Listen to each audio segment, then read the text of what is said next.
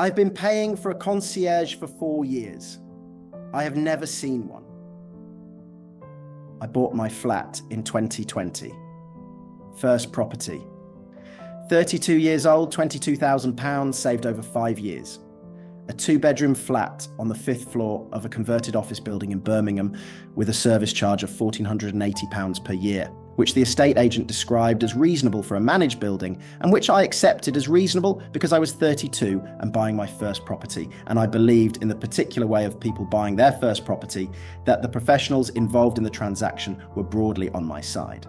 The service charge covered building insurance, communal cleaning, lift maintenance, a managed garden space, and this is the detail, a part-time concierge service described in the lease as providing resident assistance during business hours.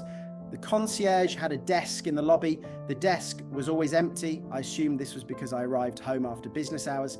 I did not think to question it in the first year. In the second year, I asked one of my neighbours whether they had ever actually seen the concierge. She laughed for quite a long time. The freeholder, the company that owned the building and collected our service charges, sold the freehold in January 2022 to a company I'd never heard of, registered 6 months earlier, with a listed business address in Bristol and a single director whose name I also did not recognise. This sale was legal. Under leasehold law in England and Wales, a freeholder can sell the freehold without the leaseholder's consent, which is one of those facts about the English property system that sounds implausible until you are sitting in front of it. Let me stop here, because 2 minutes in, I need to tell you something about leasehold service charges that most first-time buyers are not told at the point of purchase, which is that they are essentially unilateral. The freeholder, or their managing agent, decides what services the building requires, procures those services, and bills you for your share. You have limited visibility over the procurement process. You have the right to request a summary of costs and to inspect receipts if you ask, but you have to know to ask, and the system is not designed to encourage asking. I did not know to ask. Nobody told me to ask. In March 2022, 2 months after the freehold transfer, my annual service charge statement arrived. The amount was £2,140, an increase of £660 on the previous year, approximately 45%. The statement cited increased building maintenance costs, a revised insurance premium, and what it described as an enhancement of the concierge service provision. I went to the lobby. The desk was still empty. By the time I instructed a solicitor named Patrick in late 2022, my service charge had risen again to £4,320 per year, triple the amount I had paid in my first year of ownership. Patrick specialises in leasehold disputes and has, he told me, a particular interest in what he calls the Birmingham cluster, a pattern of freehold transfers in the city following a similar template and generating similar outcomes for leaseholders. Patrick exercised my right under the Landlord and Tenant Act 1985 to request a full breakdown of costs with supporting invoices.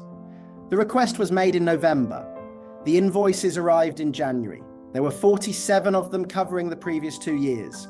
Patrick reviewed them over a week and called me when he had finished. One invoice was different.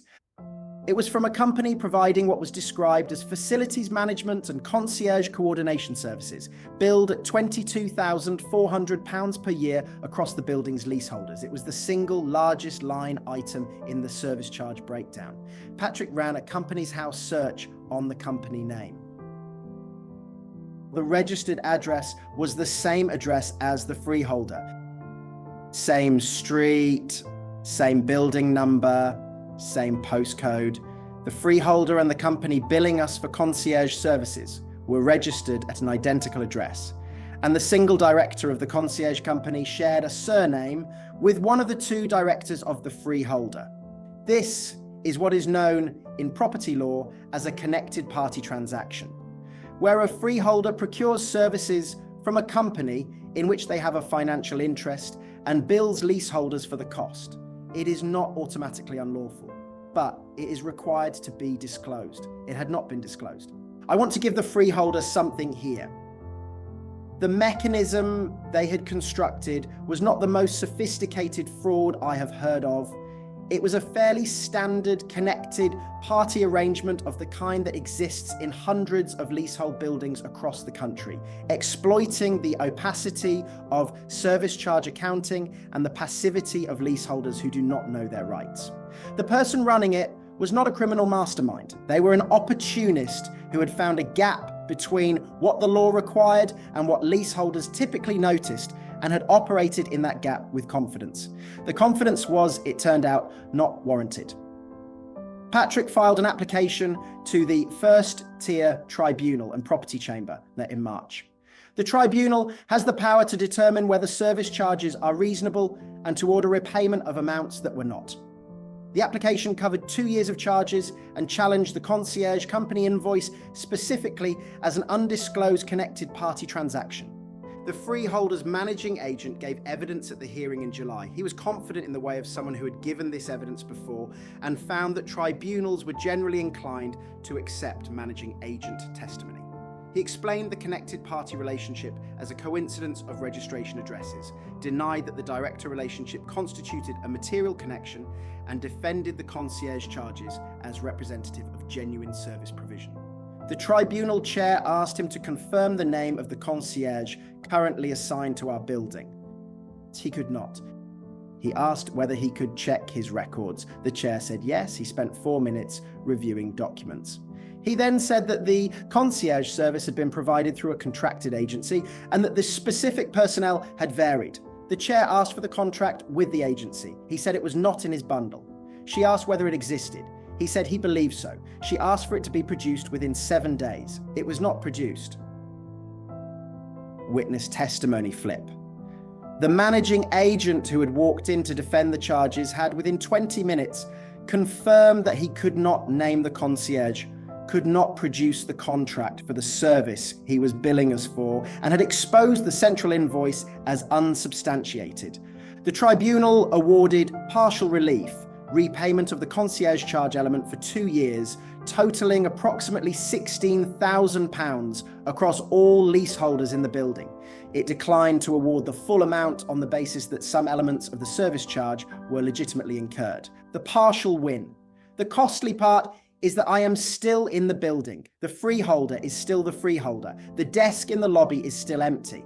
And the costs of the tribunal process, while partially recoverable, took time and attention and a level of sustained anger that I had not budgeted for when I bought my first flat at 32. What I have now that I did not have in 2020 is a very clear understanding of what to ask before you buy a leasehold property, what to check when your service charge increases, and what a company's house search looks like when you need one. What would you have done if your service charges had tripled and you had been paying for a concierge you had never once seen? I hired a solicitor and I kept every invoice. That combination is worth more than the desk in the lobby ever was.